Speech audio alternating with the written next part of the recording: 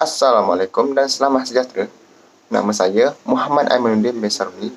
Nombor metrik 23DLS19F2020. Saya pelajar daripada jurusan pengurusan logistik dan rantaian bekalan yang berada di bawah Jabatan Perdagangan di Politeknik Nilai. Hari ini, saya akan membentangkan tentang latihan industri saya bagi sesi 1 2022 hingga 2023. Saya telah memilih syarikat Impact Colour Sdn Bhd sebagai tempat saya menjalani latihan industri. Latar belakang organisasi. Impact Colour Sdn Bhd adalah salah satu pengeluar pewarna terkemuka di Malaysia. Syarikat ini telah ditubuhkan pada 18 April 1992. Impact Colour telah berdiri kukuh selama lebih daripada 20 tahun dalam industri pewarna. Mr. Yang dan Mr. Look antara pengasas awal penubuhan Impact Colour Sdn Bhd. Sehingga kini, lebih daripada 90 orang kaki tangan yang bekerja di syarikat tersebut. Impact Colour Sdn Bhd beralamat di PT 9377, Jalan Besar, Kampung Bukit Lancong, 47 650 Subang Jaya, Selangor. Impact Colour Sdn Bhd turut mempunyai email dan nombor telefon iaitu info@impactcolour.com.my dan 0351913332 untuk menerima maklumat balas daripada pelanggan. Syarikat Impact Colour adalah 100% milik Malaysia. Impact Colour telah mengeluarkan colour pigment, master batch dan compound sebagai barisan utama barangan warna yang akan dijual oleh syarikat tersebut. Sebagai perintis dalam sektor warna, Impact Colour Sdn Bhd telah menawarkan pelbagai barangan untuk memenuhi keperluan pelanggan. Misi bagi Impact Colour Sdn Bhd adalah Impact Colour akan menyasarkan untuk menjadi pembekal utama di Malaysia bagi high quality compounds, master batch and plastic colour. Yang kedua adalah Impact Colour Sdn Bhd akan memberikan nilai kepada pelanggan dan pekerja kami melalui inovasi perhubungan yang produktif, kepantasan dan kesederhanaan dalam semua perkara yang syarikat lakukan.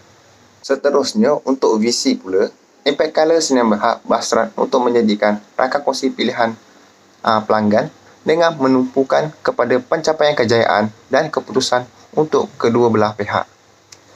Yang kedua adalah Impact Colour Sdn Bhd akan menerima perubahan sebagai sumber peluang baharu sambil mengekalkan tanggungjawab syarikat kepada masyarakat dan alam sekitar. Berikut merupakan carta organisasi bagi pengurusan Impact Colour Sdn Bhd. Aktiviti dan organisasi.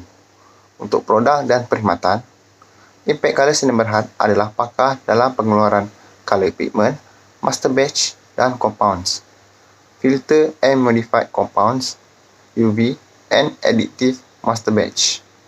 Setiap produk yang telah disenaraikan tadi boleh disesuaikan dengan pelbagai kepekatan mengikut keperluan pelanggan.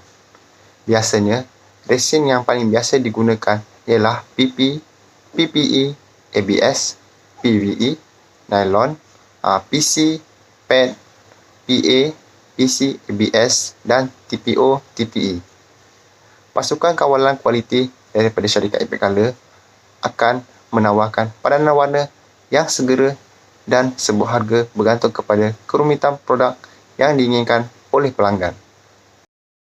Seterusnya, panduan kualiti dan pensijilan. Kepuasan pelanggan melalui produk berkualiti adalah keutamaan syarikat.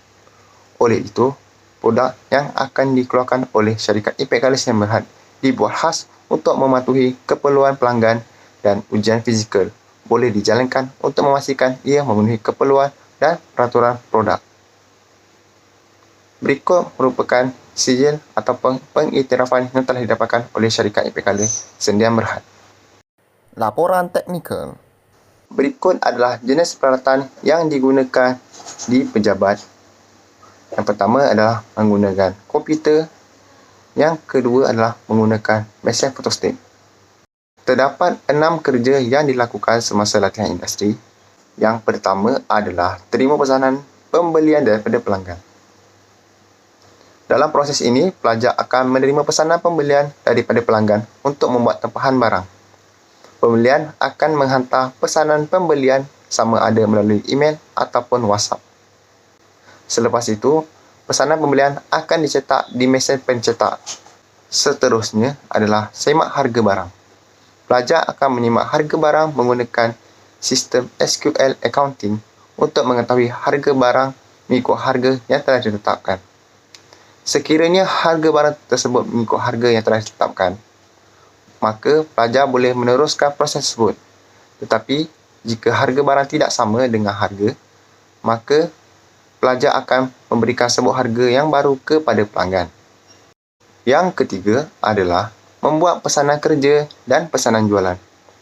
Selepas harga barangan mengikut harga sebut yang telah ditetapkan, pelajar perlu membuat pesanan kerja dan pesanan jualan ke dalam sistem yang telah ditetapkan untuk mengemaskini formula.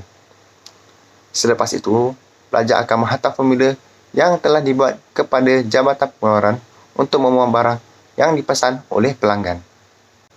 Yang keempat adalah merekodkan pesanan ke dalam arahan penghantaran.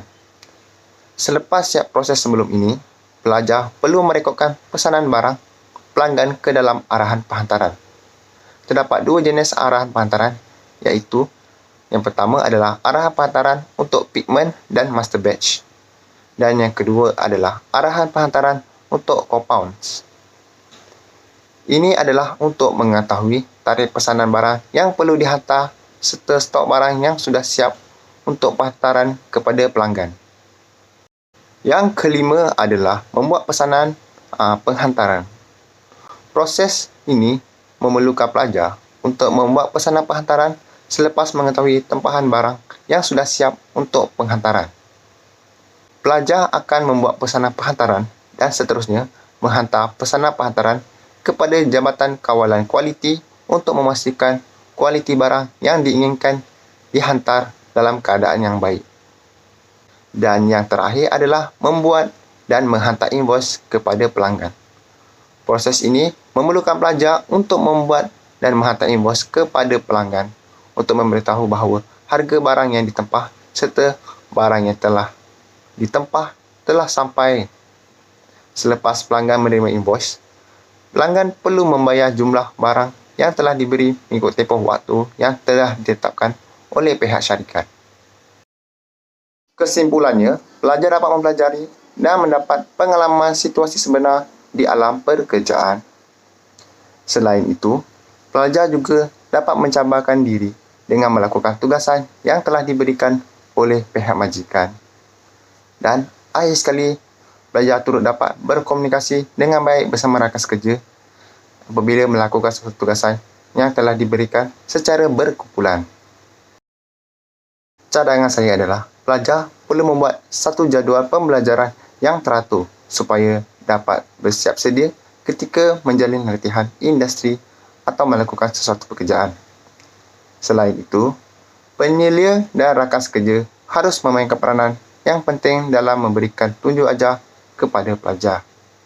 Selain itu, penyelia haruslah lebih peka dalam memberikan maklumat waktu yang tepat untuk menghantar setiap tugasan yang telah diberikan supaya pelajar dapat menyiapkan tugasan dalam waktu yang telah ditetapkan dengan sempurna dan jayanya. Itu sahaja daripada saya. Sekian, terima kasih.